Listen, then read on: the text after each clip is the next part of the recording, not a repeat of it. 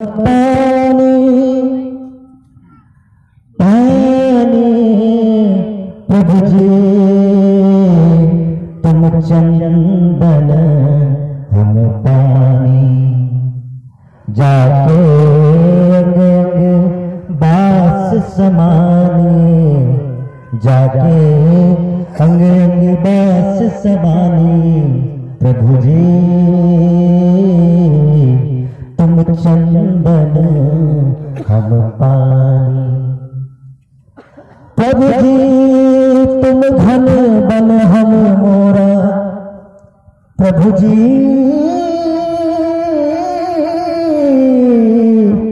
तुम घन बन हम मोरा जैसे चितवन चंद चकोरा जैसे चितवन चंद चकोरा प्रभु जी तुम घन बन हम मोरा मोरा प्रभु जी तुम दिया हम बाती प्रभु जी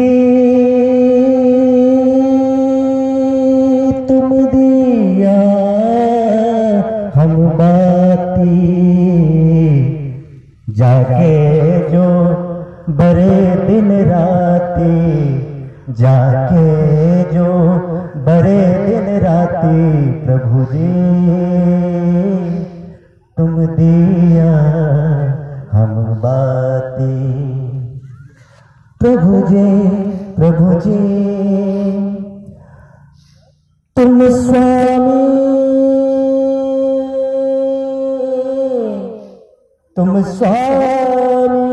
हम दासा तुम स्वामी हम दासा जाके भक्ति करे रे दासा जाके भक्ति करे रे दासा प्रभु जी तुम स्वामी हम दासा प्रभु जी तुम चंदन हम पानी ये पंक्ति में इस पंक्तियों में गुरु रैदास क्या कह रहे हैं इसको थोड़ी देर के लिए समझाऊंगा। कह रहे हैं कि अगर किसी ईश्वर का अस्तित्व है तो वो तब है जब कोई भक्त प्रभु जी तुम चंदन हम पानी यदि तुम चंदन हो तो हम पानी हैं और चंदन और पानी मिलने के बाद ही तिलक किया जा सकता है। उससे पहले केवल पानी से भी तिलक नहीं किया जा सकता और केवल चंदन से भी तिलक नहीं किया जा सकता। वो कह रहे हैं कि अगर ईश्वर की कल्पना है अगर ईश्वर है तो वो तब है जब हम हैं, यानी आपके बिना ईश्वर का अस्तित्व नहीं है और केवल ईश्वर का अस्तित्व नहीं है। अगर ईश्वर है तो उसको कौन समझने वाला है? कोई व्यक्ति तो होगा, कोई भक्त तो होगा। तो वो ये कह रहे हैं वो कभी भी अपने आप को ईश्वर से अलग करके नहीं देख रहे। वो कह रहे हैं कि तुम मोती हम धागा, अगर तुम मोती हो तो हम धागा हैं। अगर तुम चंदन हो तो हम पानी है, अगर तुम स्वामी हो तो हम दास हैं। अगर कहीं ईश्वर कोई स्वामी है तो बिना दास का तो कोई स्वामी हो भी नहीं सकता। और एक बात और बता दूं मैं कि उस स्वामी की बात नहीं कर रहे हैं जो अपने आप को कहता हो कि मैं स्वामी हूं। वो ये कह रहे हैं कि मैं अपने आप को दास मान रहा हूं इसलिए आप स्वामी हो। ये जो शंकराचार्य जो कह रहे हैं, शंकराचार्य ने अद्वैत का सिद्धांत दिया है, वही अद्वैत यहाँ पे संत शिरोमणि गुरु रैदास जी की वाणियों में दिखाई पड़ता है। देखने की समझ हमारे लोगों में डेवलप करनी होगी, समझना पड़ेगा, इन सभी चीजों को समझाना भी पड़ेगा जो लोग समझते हैं। तो बहुत सारा है, बहुत सारा कुछ है बोलने के लिए, लेकिन मेरे पास वक्त की कमी है। समझ सकते हैं। यहाँ पे सभी गणमान्य जो उपस्थित हुए हैं हमारे अतिथिगण, उनको भी अपनी बातें रखनी है। फिर केवल एक बात मैं कहूं, लास्ट बात है हमारी तरफ से कि संत शिरोमणि गुरु रैदास को कभी भी चमत्कारों में बांधने की कोशिश मत करें। ये जो प्रचार प्रसार होता है कि संत शिरोमणि गुरु रैदास ने अपनी छाती चीर करके और जनेऊ दिखा दिया था, हम ये पूछना चाहते हैं कि ये जनेऊ देखने वाले कौन थे और देखने की मांग क्यों उठाई गई इस देश में कि किसी को छाती चीर के दिखाना पड़ रहा है, जनेऊ निकाल के दिखाना पड़ रहा है। ये मांग ही अपने आप में गलत मांग है। और एक बात मैं कह देना चाहता हूं, इस तरह की बातें केवल और केवल संत शिरोमणि गुरु रैदास की विचारधारा को नष्ट करने के लिए किया जाता है, ताकि आप चमत्कारों में उलझे रहें, आप वही सब बातें जानते रहें जो रैदास जी से जुड़ी हुई नहीं थी। जो रैदास जी से जुड़ी हुई बातें नहीं है उसका खूब प्रचार किया जा रहा है। भक्तमाल में 12 शिष्यों के बारे में जानकारी मिलती है।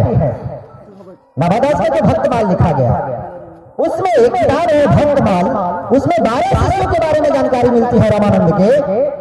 उसमें रैदास जी का भी नाम आता है, लेकिन सही बात यह है कि रैदास जी का जब जन्म हुआ उससे पहले 150 साल पहले रामानंद का जन्म हुआ था। 150 साल पहले कोई व्यक्ति आकर के, क्या 150 साल तक कोई व्यक्ति जिंदा रह सकता है उस दौर में? तो अपने आप में बहुत सारी बातें हैं जो गलत थी और उसको सही साबित कर दिया गया। बहुत ही बारीक नजरों से हमको वो सभी चीजों को समझना चाहिए और आपको सवाल भी करना चाहिए। हम ये कह देना चाहते हैं कि कंगन कभी कठौते के पानी से निकालना ये पॉसिबल नहीं है। और अगर कोई संत अपनी विचारधारा को स्थापित करना चाहता हो तो कभी इस तरह का चमत्कार नहीं दिखाएगा। ये अपने आप में खंडित करने वाली बात है। ये बात सही नहीं है। ये बात सही नहीं है कि उन्होंने कंगन निकाल के दिखाया है। उन्होंने बताया ये जरूर है कि हाँ, अगर तुम्हारा मन सच्चा होगा तो तुमको गंगा में स्नान करने की जरूरत नहीं है, बल्कि कठौते का पानी ही गंगा बन जाएगा। ये अलग बात है। यानी मन की शुद्धता के लिए हमको कहीं और जाके नहाने की जरूरत नहीं है। अगर ऐसा होता कहीं और जाके नहाने की जरूरत होती तो संत शिरोमणि गुरु रैदास खुद जाते हैं नहाते, कहते कि हम जाते हैं रोज नहा करके आते हैं, इस तरह से हम शुद्ध हो जाते हैं। लेकिन वैसी बातें गुरु रैदास ने नहीं की है। आप गुरु रैदास की वाणियों को पढ़ने समझने की कोशिश करेंगे, उनकी जो किताबें हैं, उनकी जो वाणियां हैं, उनको अपने सामने रखकर पढ़ने की कोशिश करिएगा और उसके बाद सवाल करने की कोशिश करिएगा। क्योंकि संत शिरोमणि गुरु रैदास हम लोगों को भक्त नहीं बना रहे हैं, वो हमें तार्किक बना रहे हैं। वो तो यहाँ तक कहते हैं कि पराधीन का पाप है जान ले हुए मीत। रैदास दास पराधीन को कौन करे प्रीत?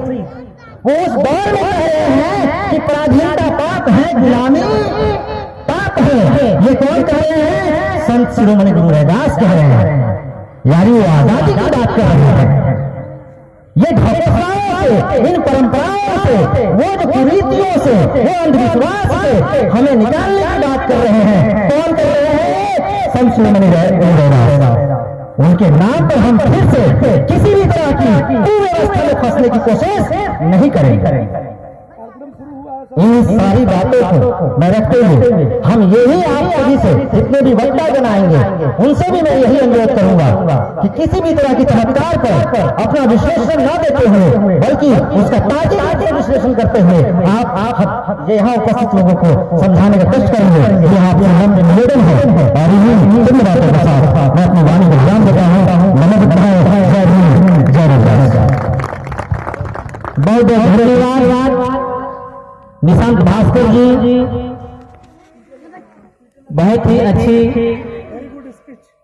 विचार संत शिरोमणि गुरु रैदास जी के तरफ। मैं अगले वक्ता की कड़ी में